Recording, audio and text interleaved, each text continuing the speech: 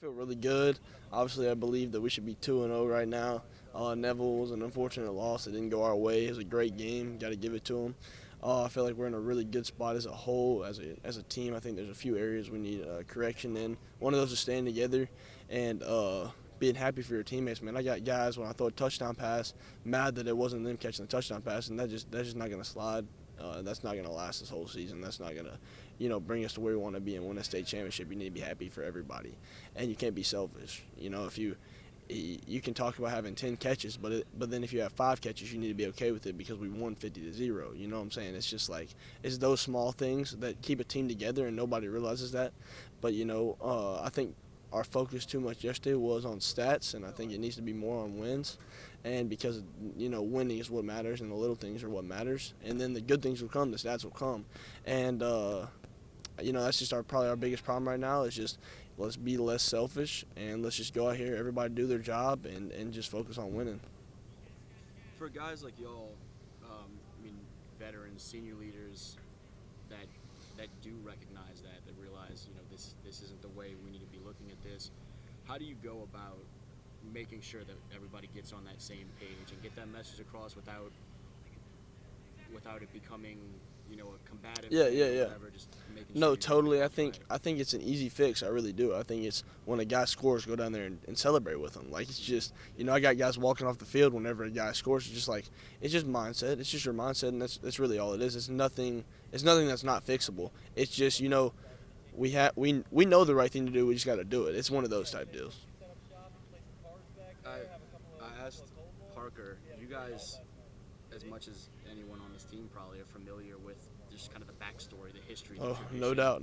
What has it meant for y'all to be a part of? Okay, let's get this thing back to where we know. It's been like a once in a lifetime experience. To be honest, it's been like something that you kind of dream about doing, or you would see in a movie. Really, it's just we've been able to come in here and revive the culture and get it to a place where I believe it's never been before, and hopefully bring Evangel back on top after this year. It's been super difficult at times. We're surrounded by great coaches, great teammates. I got some of the greatest players ever to play at Evangel. If you ask Pastor Denny, he'll say that we have 2 of the best players to ever play here, Gabe Relaford and Parker Fulghum. I mean, it's just like we're surrounded by some of the best guys to ever come through here. So it's been difficult, but it's definitely been like so much fun, and every little part of it, even losing 8 or 9 games as a freshman, even as bad as that sucked, it's like going back now, it's like that made me who I am now, and that made all these wins that we're going to get this season, it's like, and that we got last season, it's like these mean so much more than if I just would have had a decent season my freshman year. But since we've been able to bring it back from we're basically at rock bottom, that you can't get any worse than not winning a game.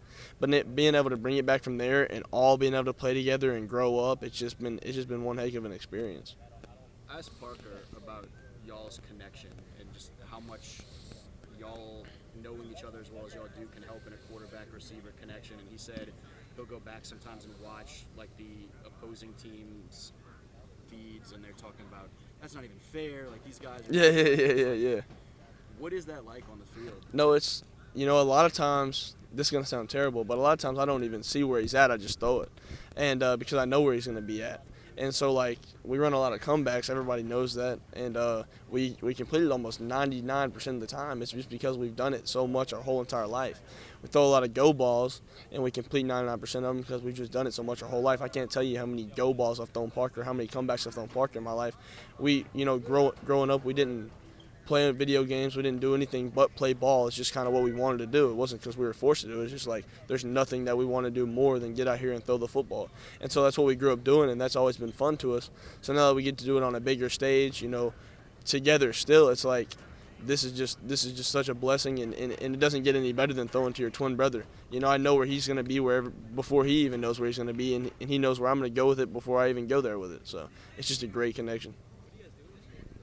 How's college stuff on your end? Have you started to hear from some schools here? Yes, sir. What's that look like? Yes, sir. So right now I have, I think, 5 offers. My biggest one's Nicholls State and Thibodeau. Hopefully to get some more too. But I also play baseball. My baseball recruiting is going well too. I've talked to a lot of schools in baseball, so I'm kind of undecided on where I'm going to go or what sport I'm going to play. Hopefully, I've talked to a few colleges about playing both. So that would be kind of a dream come true if I could play both, because I really couldn't see myself quitting one or the other or just putting it down. So if I can play both, that would really be ideal for me.